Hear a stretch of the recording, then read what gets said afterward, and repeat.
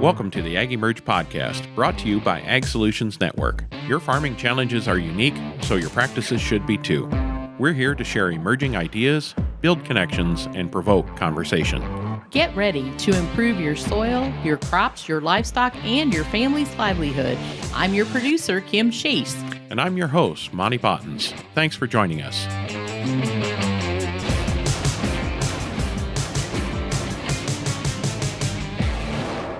Welcome to today's podcast. We're excited that you've joined us. And you know, it's a fun day in the studio here in Moline, Illinois. Harvest is over and Monte's here, and I get to pick his brain about some of the exciting things he's been both working on, thinking about, and implementing over the past year. You know, this time of year gives you an opportunity to think about everything, including evaluating what worked and what didn't. And we also wanted to spend some time talking about some of the challenges and things that are happening right now in agriculture.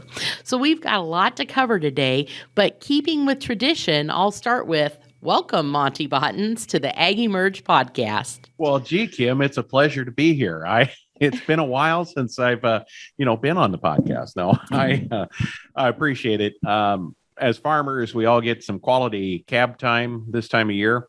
Ryan typically runs the combine. I run the cart just because I get so many phone calls and such that we'd have to pay for a whole lot more snouts if I was running it all the time. But I do get a lot of time in the combine when we're in soybeans because Ryan's doing cover crops at that time. So it's an interesting year, right? A lot of things have happened. A lot of things have changed. So we've seen, in 1 year's time, nearly a doubling in commodity prices. We've seen trade disputes get resolved and affect some of the prices on export crops and not on others. Lots of things going on. We seems like trying to get parts is a challenge, trying to get new equipment, new electronics, all those. We got the logistics. We realize that the stress test of just-in-time inventory has been hitting us, right? So we've got those issues. And then we've got general price issues, right? Price and availability, inputs. Who would have thought with 60-some manufacturers of glyphosate that there'd be a glyphosate shortage? So some I wonder if it's real, and some is just, well, gosh, commodity prices are twice as high. Maybe we can charge twice as much. So it's chaotic. Let's just say that. That's a good description. I think one of the things that would be interesting for folks, because some folks might just be joining us for the first time, or maybe you've been a long-time listener, but you don't always maybe know what all Monte is up to. So, in looking at everything that you just talk about what you're doing on your farm and then how those factors that you just described are affecting what you're doing, because you really practice what you preach. And so that means that you are navigating all of these waters as well. So can you tell us a little bit about what you're doing? You mentioned you're in the combine during harvest for soybeans because you're planting cover crops. Tell us a little bit about what the operation looks like today. Okay, so this time of year operationally, what we're doing is obviously corn and soybean harvest and cover crop seeding for next year. In addition to that, we have the harvest of our livestock this time of year. So cattle, sheep, and hogs are going in. It's more of a seasonal type business because it's pastured proteins. And also livestock team is preparing for winter. Wonderful freezing water conditions that we get here in Northwest Illinois. So lots of preparations need to be made for that because we just don't have all of the perfect infrastructure in place that we should. And plus being on pasture changes things a little bit too. So, we're also preparing for next year at this time too, making decisions as all farmers are. A lot of times we purchase all of our seed in September before we even harvest. We purchase many of our fertilizer inputs and those kind of things to take advantage of early pay discounts and those kind of, and have that crop plan in place. But it's challenging. So this year, many of the commodity fertilizers you can't even get a price on, let alone availability. So that's been a challenge. Now at Ag Solutions Network, Dawn, the entire team has been working hard on getting product acquired, guaranteed, manufactured and placed ahead of time. Many of our dealers have been willing to take product this time of year in order to make sure it's there. There's some significant shortages in certain categories. So a lot of the chelation products that we use are in short supply, and prices have dramatically risen. So we're trying to do our best to keep prices down. There's issues that just crazy issues that you'd never even think, as far as, trucking has been an issue come and going over the years, but actually getting a tote to put the product in, getting a box to put you can put on a pallet, to get the jug to put in the box, to get the labels. It's just the craziest thing you've ever seen. So we've always, we've kind of taken a Dave Ramsey approach with our businesses. So we believe in operating on a cash basis, and we're been blessed to be able to purchase many of these things months ahead of what our normal purchasing timeline would be, in order to make sure we've got products available for customers. Not everything's covered yet, but the team's been working really hard on getting everything locked in. Mm-hmm. Plus, because many of our products are outside of the normal commodity fertilizer channel and allow commodity fertilizers to be more efficient or apply less of them, it really makes our system shine for this coming year. So when nitrogen's twice the price and you don't need to use as much with ours, we may have a little bit of increase in biologicals just from freight, packaging, and those kind of things, but it's not going to be double by any means. I think that's a really important piece to talk about, is that system, because that was one of the questions that I was thinking a lot about, is that once growers have a working soil health system, then you get some flexibility, I guess, if that's the right word, in what you're applying or what you're doing, because you have multiple directions that you could go, right? Through your cover crops, through whatever nutrient packages you're using, you get some flexibility. You're not locked into something that you had to do this fall. Or is that a good or valid thing to say? Well, what we like to do with our program is no nutrient applied until the time of seeding or after. So right now there's, and in the Midwest, anhydrous ammonia going out, broadcast P&K going out, and they're going out at 2x price points. And you hope that's going to be good. When we're looking at this, we can lock in the price of our spring fertility inputs now if we want to, or we can wait till spring to do that. We know we definitely have a bad deal today. We may have a worse deal tomorrow. We don't know. Okay. But there's that flexibility. Plus, if, the weather related events or commodity pricing upheaval, we can change, more flexibility in that regard. But I think overall it boils down to just making sure we judiciously use every nutrient.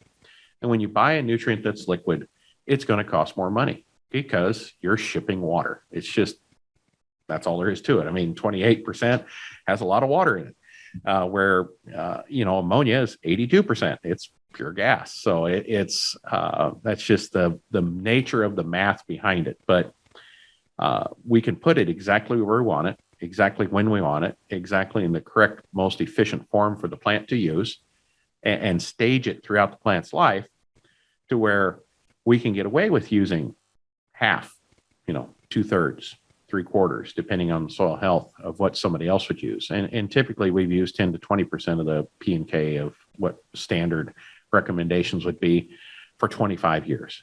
And we still grow great crops. It's not like it's a desert. So there's lots of opportunities to think different. And if these double prices don't make you think different, you must like writing checks, I guess. I mean, if there is ever a time to question what you're doing and try something else, wake up, folks. Now's the time. Well, isn't it Gabe Brown that said he found out it was a lot more fun to sign the back of a check than the front of the check? I believe so. So I think that's a good example of that. So, but no, that's really what I was kind of driving at. But I wanted to delve into that whole, just understanding that as the system improves, as your soil health system improves, that gives you some flexibility too, because you aren't tied into a soil that desperately needs something, because that soil is healthy and functioning and doing what you need it to do. Mm-hmm. We're allowing the microbial community and nutrient cycling to work for us instead of trying to pound it into submission. So, yep, it's pretty exciting about that. And I think one of the examples this year that we saw in our field trials and what we're doing that really stood out to me. We've got a bunch of other trials that we need to quantify yet, but in a soybean system. Mm-hmm. So I'd have to gain 4 or 5 bushels of yield, but I've got to spend some bushels to get that, right? So I'd have to go out and spend another $30, $40, $50, who knows, to gain 100, right? So what's the probability when limited water and those timing and such that we could, do 10 to 12 bushel better than where we're in the low 60s, so I'd have to get 74, 75 bushel beans in those marginal soils. I don't think that's possible. Plus I'm diversifying my crop. I'm preparing it to overwinter better. There's lots of nuances involved in that. So we'll continue pursuing the companion cropping thing and getting that dialed in, but we're in our 3rd year of it now and pretty excited about that. That is exciting. And I think, sometimes we kind of bury the lead here, but ultimately your soil health, talk a little bit about what that's meant for the soil health where you're doing that intercropping. Well, we definitely notice it in the plants because and we noticed it last year where we had wheat versus rye in a comparison. You could definitely see darker beans because rye is better at making manganese plant available, and soybeans typically are a manganese hog. So, we could certainly see that. Rye is also better at weed suppression than wheat. So there's lots of things going on there. Plus, you just have diversity. I think of all the soil health principles we do nationwide, diversity is the hardest thing because we're planting the field to this crop this year, another crop next year. And we just don't have diversity. And diversity isn't a crop rotation only, it's within crop. Okay, so we need to have multiple species growing at once to really get the soil microbiome cooking for us. And if you look at, and we've got it in some of the literature we publish, but the Jenna experiment is really foundational to this, showing the return of different functional groups in the soil, showing, you really need to have at minimum 8 different species of plants to optimize the functional diversity and characteristics of the microbes in the soil. So we need to get cash crop production to there. We can do it with cover crops. You can plant 16 things and graze it, but we need to get to systems that are growing multiple harvestable crops at once. So we need to be able to plant them accordingly, harvest them accordingly, weed them accordingly. And that is where ag technology is going to come in. And we're going to have robotic machines that can plant at different timings that we'll likely need to optimize, fun stuff going on out there with laser weeders and other things. So I think diversification is probably the principle that we're the weakest on and hardest to do today. I mean, livestock integration, obviously hard, but yes, it can be done. The diversification principle within a harvestable cash crop, whether it's permaculture and we have multiple layers or multiple cash crops, multiple annual crops or biannual crops at once, those are some areas we really need to look at. I think that having that opportunity just really helps mitigate some of the economic risk that you would be facing, or that you can be facing in years like this or just in any year. But yeah, and it's economic risk of signing checks too. So more diversity we can get out there, less pest pressures, less fungal disease pressures, why less weed problems, getting to more of a biological focus versus a chemical focus and, having everything work together. I think it's exciting because just like the work that Dr. James White's doing, and we've had him on the on the podcast, and he's been an AgEmerge speaker. But, you just wonder now, okay, as you start building that diversity, we know plants are sending signals and information and telling microbes what they need and getting what they need back and forth. So as you build that diversity, then is there plants talking together, or, what all is happening there? And we still honestly have probably just scratched the surface of what we understand about that, right? Yeah, I think as in anything, the more we learn about something, the less we know about something. So, more to come. Stay tuned. Yes. We're taking a short break to share that the AgEmerge podcast is brought to you by the team at Ag Solutions Network. Rooted in innovation, ASN is committed to leaving the land better than we found it, not simply maintaining it. We're here to help you navigate the balancing act of productivity and building a legacy. From practices to products, ASN is more than a new jug. It's a new way of thinking. So don't be afraid to be different. Be afraid to be the same. Contact Ag Solutions Network today at asn.farm. And now back to our show. Well, you had another topic on your list that that we were going to talk about. So tell me a little bit more about what you've got there. Well, one of the things I think that we like to look back on when we're harvesting is what worked, what didn't. And oftentimes when you're dealing with a holistic approach to crop production, you're looking at systems instead of individual products. So, things can enter into water availability, stress, varieties, soil type, because we rotated farms. And, the saying of don't throw the baby out with the bathwater. Sometimes, even though we tried to do the best we can with the Power to Grow system, if it's in an adverse environment with no water and extremes, it may not perform as good as it did last year. Okay. But we need to compare it within itself, within its own context. So our goal is to always develop a plant and a soil system that is able to handle a multitude of stress stress factors and environmental factors.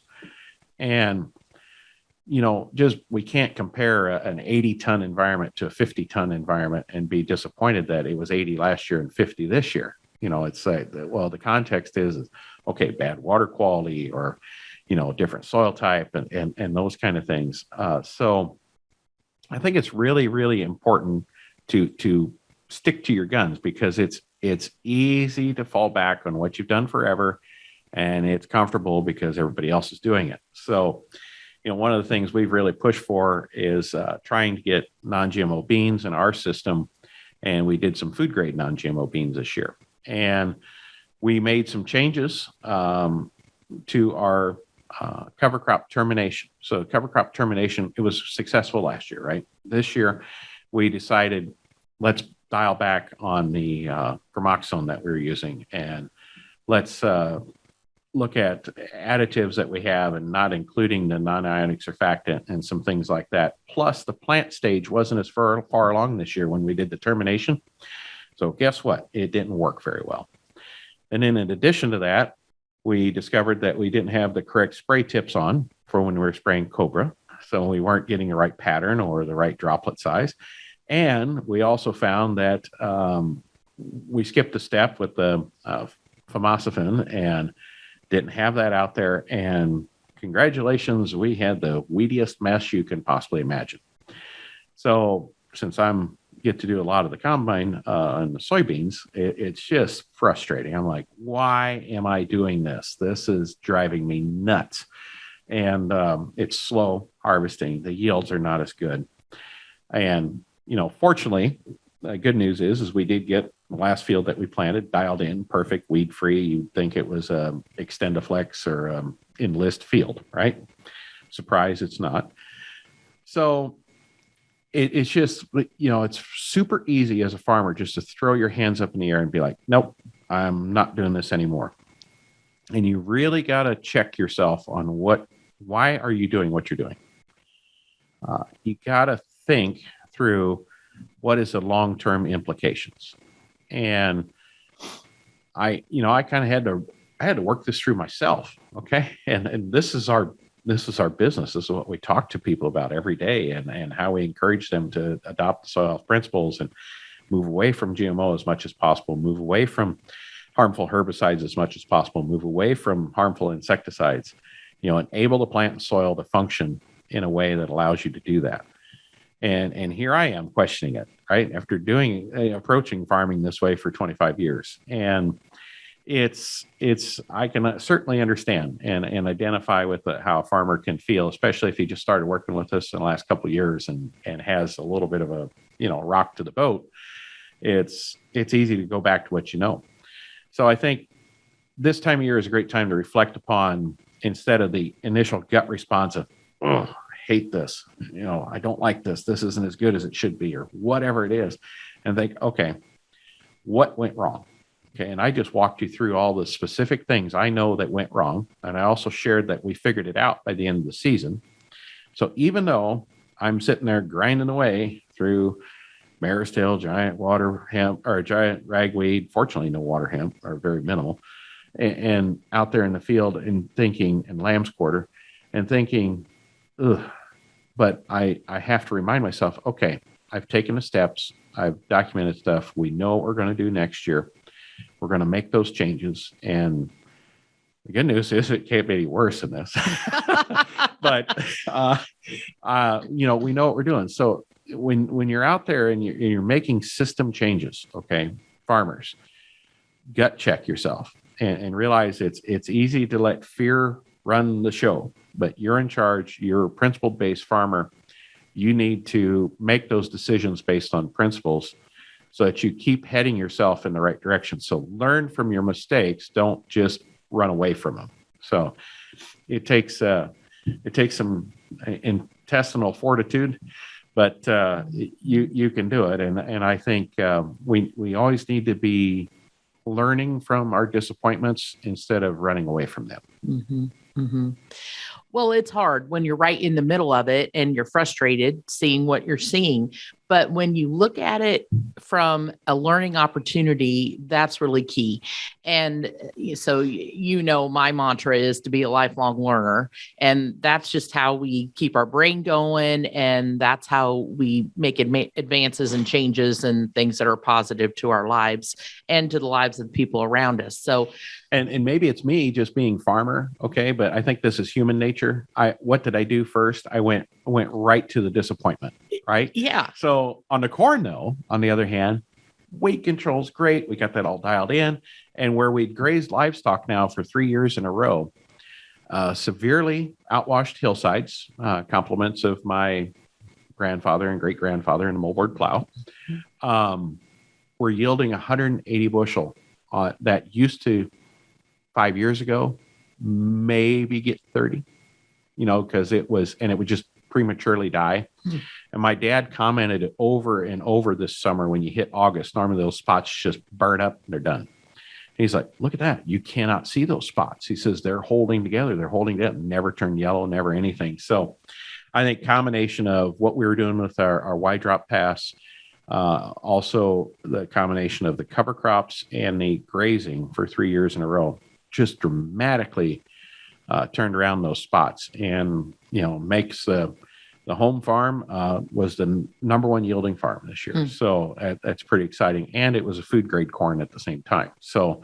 we're pretty excited about those kind of things. So there's you see the principles work, right? So when you see the principles work, realize that when you're trying to make the principles work in another application, don't just give up. Okay, stick to it, figure out a way to make it work, because when it does work, it's just pretty fun.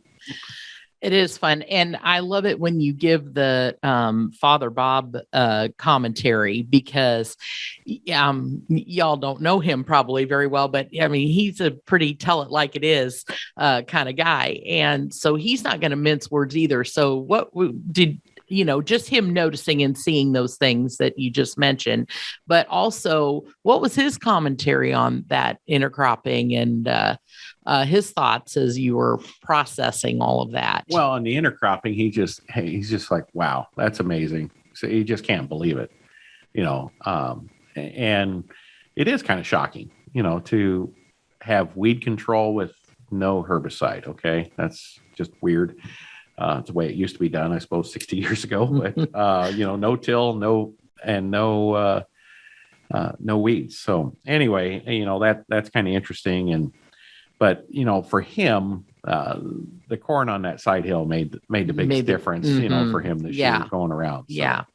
It's good to have that history so that you can be reminded of what it was and you can go on forward. So that's great. That's great.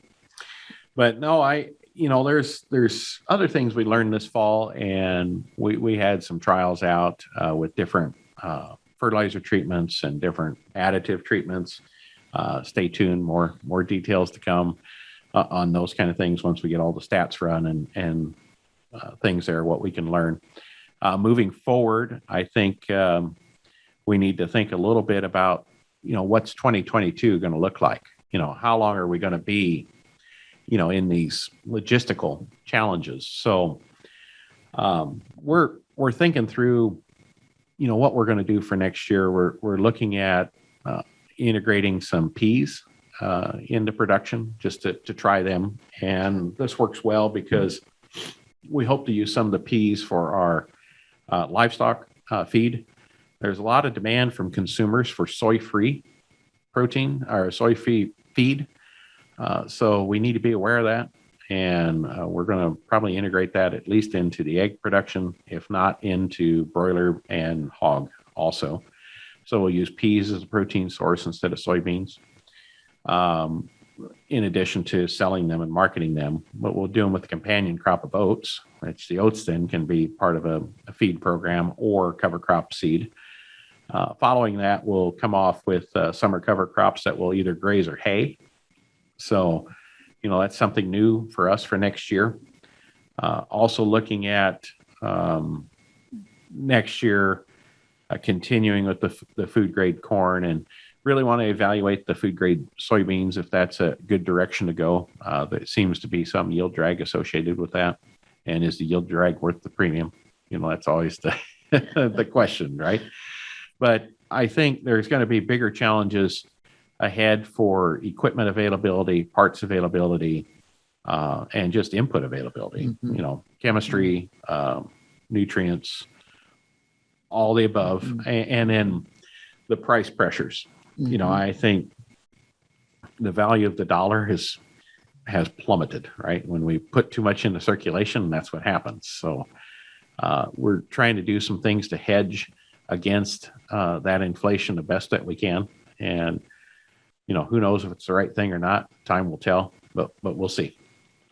That's interesting. I would love for you to talk a little bit about, so you mentioned the peas and that you're looking at using them as a feed source for your own livestock, but also that consumers are looking for non-soy based stuff.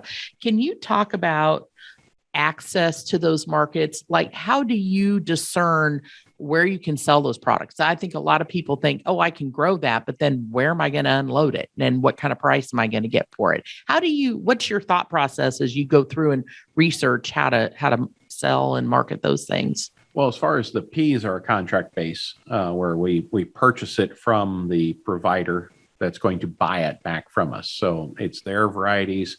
And then we're working to where they'll let us use a portion of that for our own feedstuffs and as a part of growing it. So they desperately need people to grow the acres, so they become a little more flexible on those things. So sure, we do that. Now, as far as so that's contracted ahead of time with premiums and delivery points and schedules and that kind of thing.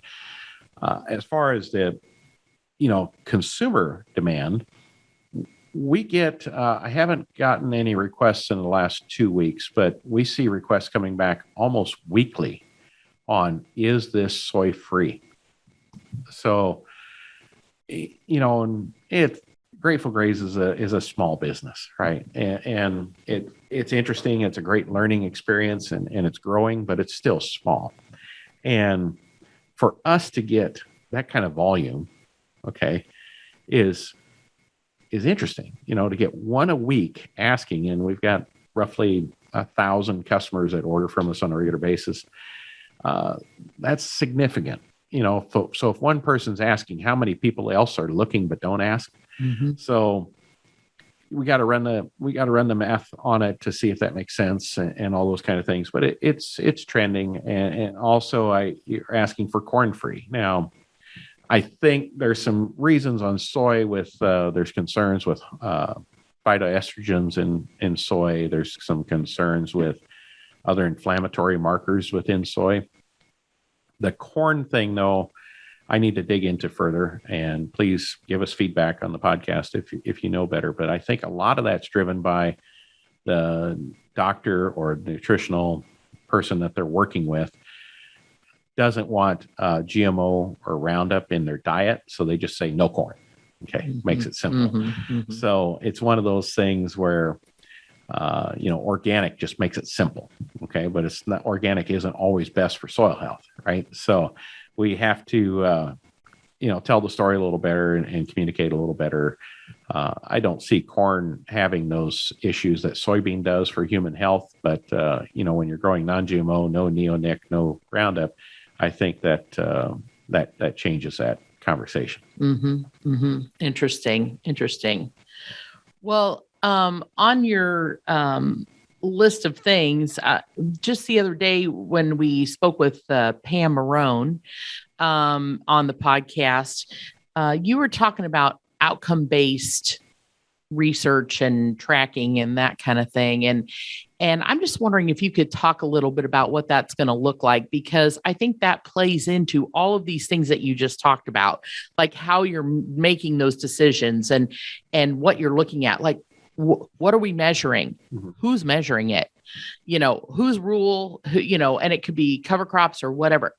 By adding bios, what does that outcomes-based thing look like? Can you talk a little bit about that?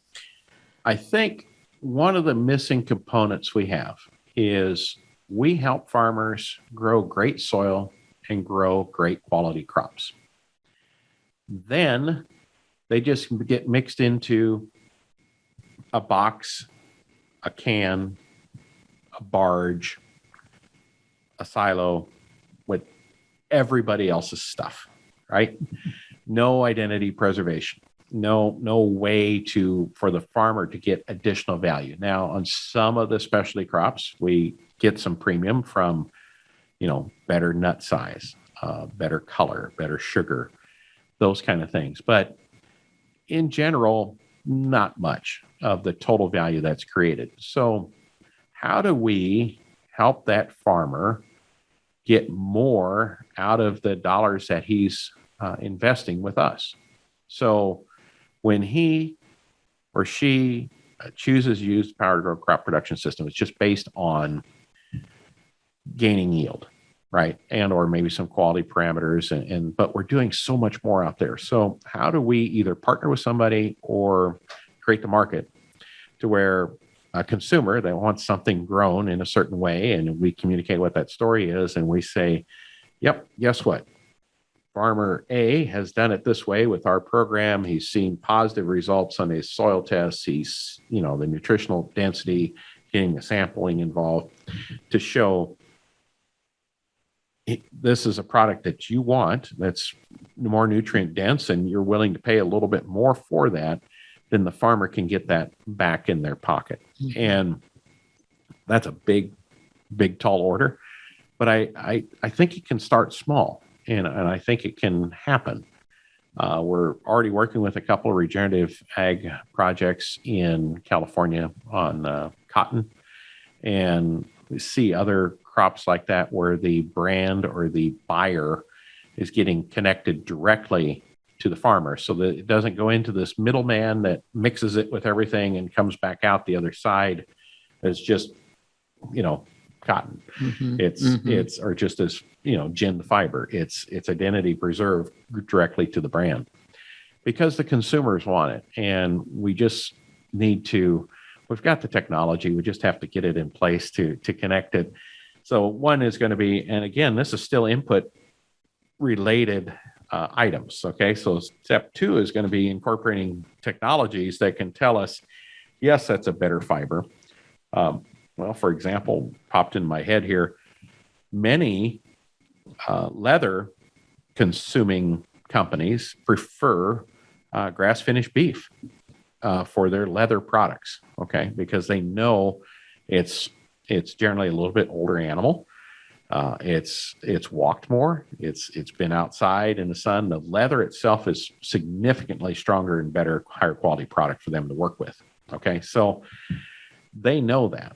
How do we accurately describe all of the quality benefits of what every farmer that we're working with is doing, so that they can get that directly on the product that they make, but also on the practices that they do? Mm-hmm. How did they do on creating economic opportunity in their community? How did they do on putting carbon in the soil? How did they do on keeping nitrogen out of our streams and out of our groundwater? How did they do on keeping, dust emissions and nitrous oxide emissions? How did they do on water conservation and water use efficiency? How good of a job are they doing? And let's start rewarding the people that are doing a great job, mm-hmm. and not rewarding the people that are doing a bad job. Mm-hmm. And it's a ways off, but the technologies are there to bring it all together to make that happen and create a marketplace, because the channels of just a few companies dominating it can only happen if it is a commodity. Mm-hmm. So if we can get away from commodity beef, commodity grains, and those kind of things, we create a lot more opportunities for farmers to get directly in touch with their consumer and quit giving away 86 cents of every dollar. Mm-hmm. Mm-hmm. There's a million things in there that I think about, when you think about supply chain and like ships sitting out in the middle of the ocean waiting to unload, and things that we've kind of changed in our world. Like, so I love to read, and I read a book about a shoemaker, and this is, hundreds of years ago, and they're making shoes, and the painstaking work that they did to really make this beautiful shoe that someone would have for a long time, that they would actually pay to have repaired. We don't do that anymore. We go and buy a cheap shoe and wear it out in 6 months, and then we buy another one. Where what you're talking about with the leather, just really that whole process, we're just kind of rethinking some of those things and the value of the workmanship. But the other thing that it makes me think about is, we've had 7 Sons. We've had Blaine Hitzfield on here. We've had Will Harris on here from White Oak Pastures. And, those are just 2 examples of this whole process that, as you said, isn't just selling a commodity. They are building an entire community and providing work and something that people can get excited about and buy into, right? And that's a lot of, I think, what's going to build the momentum for some of this, but especially the ripple effect of everything that it's doing. So, and I especially appreciate how you mentioned that you're not just getting, when we start looking at these outcomes and what people are being rewarded for, that there's a litany of things that they did well, not just one thing. And that's going to be, or as sometimes you say, instead of the list of you can't do this, it's a list of these are all the things we did that contributed to a positive outcome. So, yeah. And it's also going to require a certain amount of truth in labeling, because there's so much greenwashing on labelings. Mm-hmm. I get a kick out of, I do a little teaching thing for our local community college on once a semester with their chef class, and we talk about labelings and what grass-fed and grain-fed and all this other types of things, what it means, and do some taste testing, which is the best part. I get 2 great chefs that take our meat and make it magic. So one of the things you see, I'll bring in eggs from the store, and it'll say hormone-free, and I was like, why do you say it's illegal to administer hormones to chickens? So, it's just crazy that they'll put all these things on there. Mm-hmm. And it's just because people know they're not supposed to look for hormones. And, it's one part, that, it's another part of the consumer just needs to take a little more time, get a little more educated too. I mean, that's kind of silly. And then when they see that, just don't buy it. Why are you supporting people that are making more confusion? So, but I doubt if that'll happen, but still it's interesting. And a lot of it does come down to a choice, right? We're great at making cheap food. We are awesome at making cheap food. And US per capita spend on food is less than anywhere else in the world. So all of a sudden, if we decide to start spending more on food as a family, okay, Dave Ramsey isn't going to say, "Oh, just be like Congress and just, spend more money that you don't have." It's got to come from somewhere, right? So when we ask people to make choices that are better for themselves, better for the environment, better for the animals and the land, they have to choose to not do something else, right? So if we're going to ask them to go from 10% of their income to 12% or 15% for their food budget, that means 2 to 5% has to come from somewhere else, right? So how do you help them realize that that's important? We prefer that they do it before they have a health scare. So what interesting thing that we find is that then 80% of the reason, roughly, about 80% of the people buy from us at Grateful Grays because of health-related reasons. 10% buy because of animal welfare, 10% buy because of environmental ecosystem reasons. But if it's health-related, it's a baby boomer generation. It's like, I'm in bad shape. Doctor says I got to do something, right? It's a Gen Xer that's like, blood pressure's coming up. Doctor says kind of need to, or the millennials worried about becoming bad. So it's either they have a problem, they're about to have a problem, or they're worried about having a problem. It doesn't matter. All generations seem to be the same, health related. And I bring that up, because we got to be thinking all the time about when we grow a crop or raise livestock, we got to be thinking about what does that customer want? Okay. Because if you start thinking about what your customer wants, then you can start thinking about how I can get more for what I am raising or producing or growing. So I think it's important to always be thinking through to the end user, realizing that there's going to be, brokers, handlers, consolidators in the meantime. But, thinking on that pull through type mentality, well, you may not get the premium for it today, but be ready for it. It's coming. There's going to be ways to identify and preserve that premium and make it happen. Well, I think it's exciting. And I just think back again to the folks that have been on the podcast who have said, when we ask them, why did you start this process? Why are you involved in the soil health? Think about the guests that we've had that have said it was a personal health story that made them pivot and rethink the way they were doing things. Something else that stands out to me, and you bring up previous guests, as how many times they were told, I think back at Don Huber talking about how the professor, just wrote a bigger paper back about how his paper was bigger response back about how his paper was obnoxious. And that really motivated him, right? Yes. Fred Provenza wanted to prove that animals can learn. And a lot of times it's interesting. The researchers we have on are really, I consider the cream of the crop. They're the 2%ers. And they're different than the rest in their immediate community, and they need to be listened to, because if somebody tells them something isn't that way or can't be done, they really have that tenacity to, well, I'll show you, or go and figure out and truly solve the problem. So I think that's interesting. I think back to Jonathan Lundgren. He bucked the system, and it cost him his job, and he's been through some rough times to stand on principle, right? Because it would surely be easy just to be quiet and go about the business and writing grants and doing research and having the accolades and the awards. But he saw a problem. He stood up for what's right.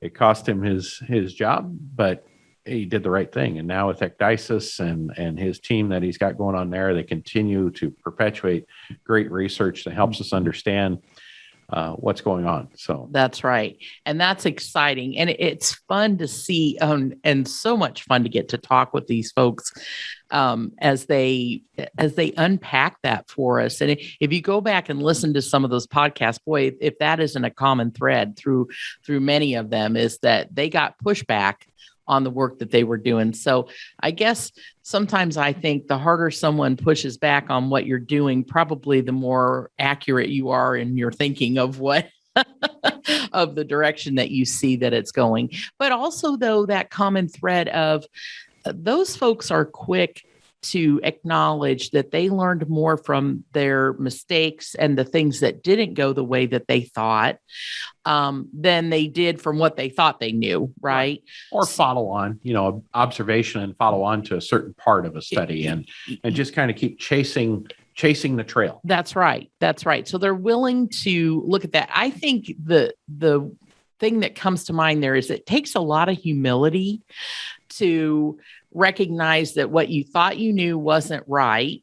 And that, okay, so then instead of just going, I don't want anybody to find out I wasn't right about that. No, instead they go on to, well, then what is right? Then what does move us down to that next answer or that next question that we need to be asking? Mm-hmm. And that is a common thing that I think we see in this whole process is that, and I've said it a million times, y'all have heard me say it, there's no silver bullet.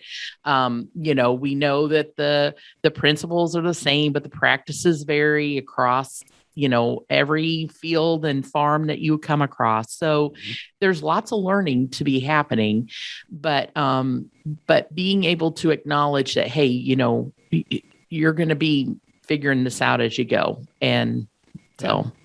And I think one of the things that's, I'm pretty proud of how this podcast has evolved over time. I think Kim and Megan do a great job of lining up some great people you to listen to. Obviously, today they were off a little. They've got to listen to me, but I think all the folks that we've had on the podcast, I've for sure known of. Or most of them, I mean, the majority of them, I have some sort of personal relationship with. And each one of them has shaped my thinking, right? It's shaped how I approach business, how I approach farming, how I approach stewardship, and those kind of things. So the neat part is you kind of are able to see what makes me tick. And that's probably good or bad. But, it's a lot of fun to be able to have these guests on here that have had such a profound impact on me personally, our businesses, and really on agriculture in general. And it's quite a wide variety that we have, right? Mm-hmm, so we, have. That's intentional. Did you know that? It is intentional. So, it's like I went to Augustana College, which is a liberal arts college, and I got a business degree there, and I didn't go to an ag school.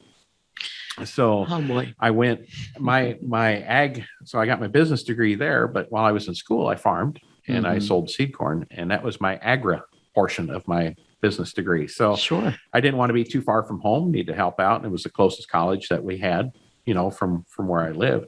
So some would say that puts you at a disadvantage.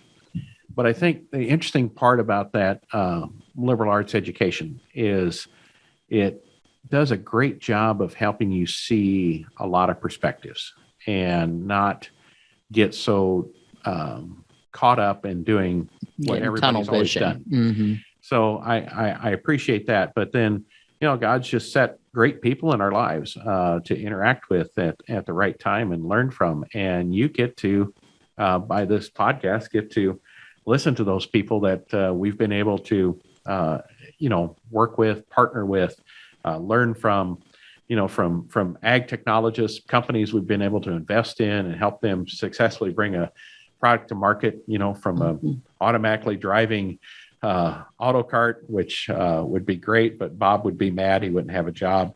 And then, or other technology companies that are on here. So it's, while we're listed as an ag tech podcast, there's so much more than just the technology that goes into it. I think a lot of times technology companies are guilty of having a technology that they're trying to find a problem for.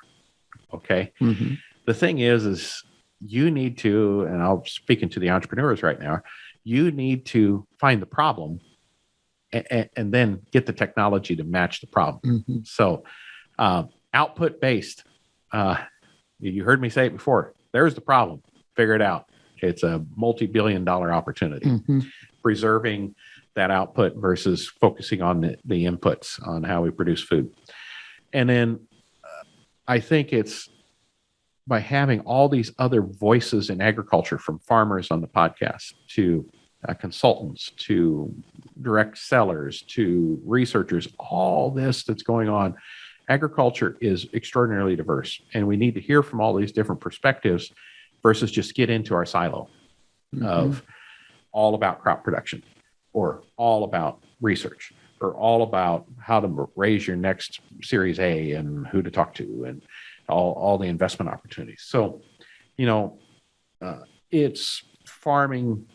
If farmers operated in the silo, they'll go broke soon, right? So we have to be very diverse in what we do. Mm-hmm. And I think I hope people enjoy the podcast and the variety of what we have going on. And it's each one's to challenge your thinking and challenge what you thought to be true, and make sure that you are headed in the right direction with basically principle-based farming. Mm-hmm. So it's been a lot of fun. Now, occasionally, and I don't watch much anymore, but I used to watch the dreaded Fox News. And I got so sick of Fox News bragging all the time about, oh, we're the number one news channel in cable, blah, blah, blah, blah, blah. They're always talking about it. Well, we're going to take a little hint here from Fox News. Okay. Believe it or not, we got a recognition lately, and I don't know. We were rated one of the top 15 ag tech podcasts, even though we talk a little bit about ag tech and what the need is for ag tech, but it's not all 100% ag tech. So that either means one of two things, Kim. There's only 15 ag tech podcasts, or but we're number 8. We're not Fox News number 1. But we're getting there. We appreciate you guys tuning in and listening. We are a niche of a niche of a niche of a niche of a podcast, right. And we appreciate it. And if you ever have suggestions, opportunities, ideas, maybe someday we'll do a live event. That'd be fun.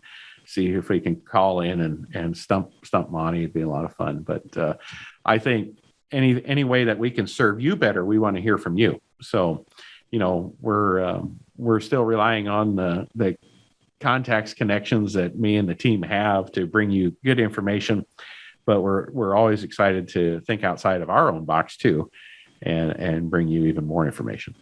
Absolutely. And it has been great to get to unpack a lot of these stories and just really understand where people started and how they got down that path. And I think there's a lot to be learned from just learning even that. A lot of people, we always start with their why. Why do they do it? And when you start with that and you understand what people are passionate about, it gets you excited about their passion as well. So it's good stuff. Yeah, you got to hear the story. You got to know what motivates a person. You got to know what the why is behind them. And, some people, and generally of all the guests we've been on here, are all very humble.